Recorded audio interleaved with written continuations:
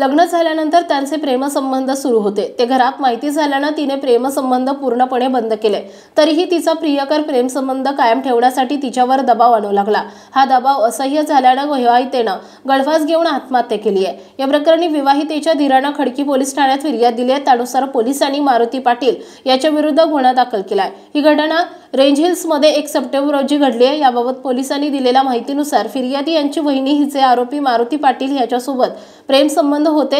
या प्रेमसंबंधाबाबत घरात माहिती झाली, त्यामुळे तिने ते पूर्णपणे बंद केले। असं असतानाही मारुती पाटील हा गेल्या मार्च महिन्यापासून प्रेमसंबंध पुन्हा सुरू करण्यासाठी दबाव टाकत होता।